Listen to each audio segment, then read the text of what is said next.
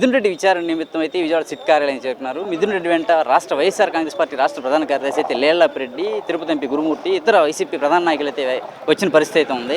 లేళ్ల అప్పిరెడ్డి అయితే ఉన్నారు ఇక్కడ. అప్పిరెడ్డి గారితో మాట్లాడి మిథున్ రెడ్డి విచారణ వ్యవహారం తదితర అంశాల గురించి తెలుసుకునే ప్రయత్నం చేద్దాం. మేము దీన్ని ఆశ్చర్యకరమైనటువంటి పరిణామంగా మేము భావించట్లా.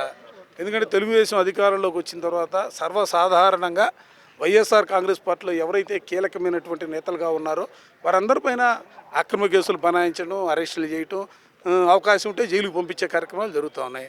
దానిలో భాగంగానే ఇది కూడా మేము భావిస్తాం. ఒక్క ఎవిడెన్స్ ఉన్నాయి, అందుకే మేము పట్టుకొచ్చామని చెప్పి ప్రభుత్వం చెప్తాం. ఎవరు పట్టుకొచ్చారు స్వామి? ఆయన ఢిల్లీ నుంచి ఆయన వచ్చాడు. ఆయన అక్కడ ఢిల్లీ నుంచి ఫ్లైట్లో వచ్చి డైరెక్ట్గా ఇక్కడికి వచ్చాడు. నన్ను విచారించుకోమని చెప్పి ఆయన వచ్చాడు. గతంలో ఒకసారి పిలిచారు, ఆ రోజు వచ్చాడు. మరలా తిరిగి ఈరోజు కూడా వచ్చాడు. వాళ్ళు పట్టురావటం ఏంటి? వాళ్ళు పట్టుకే రాలా. మా అంతటా మేమే మిథున్ రెడ్డి గారే స్వచ్ఛందంగా ఆయనే ఇవాళ విచారణకు హాజరైనటువంటి పరిస్థితులు. ఎందుకంటే కోర్టు ఆదేశాలు ఏమో వాటిని గౌరవిస్తూ వచ్చినటువంటి పరిస్థితి. ఏది ఇప్పుడు దర్యాప్తు అధికారులు చెప్పాల్సినటువంటి అంశం. దర్యాప్తు అధికారులు వాళ్ళ దర్యాప్తులో తేలినటువంటి అంశాలకు సంబంధించినటువంటి అంశం. వాళ్ళు వదిలిపెడతారా, అరెస్ట్ చేస్తారా అనేది అది ఊహాజనితమైనటువంటి ప్రశ్న.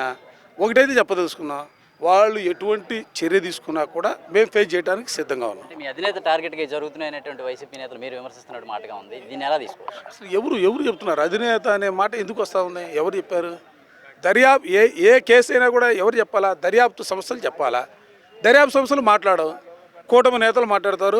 ఎల్లో పేపర్లో పుంకాలు వాస్తవే. ఆ ఊహాజనితమైనటువంటి వార్తలకు సంబంధించి మేమేం మాట్లాడతాం? ఇదైతే దర్యాప్తు సంస్థలు ఎక్కడా కూడా బయటికి చెప్పడం లేదు. ఇవన్నీ కూడా అధికార పార్టీ నేతలే చెప్తున్నారు తప్ప ఎక్కడ కూడా దర్యాప్తు సంస్థలు అయితే వీటి గురించి స్పష్టమైన ఆదేశాలు ఎక్కడ ఇవ్వడం లేదు.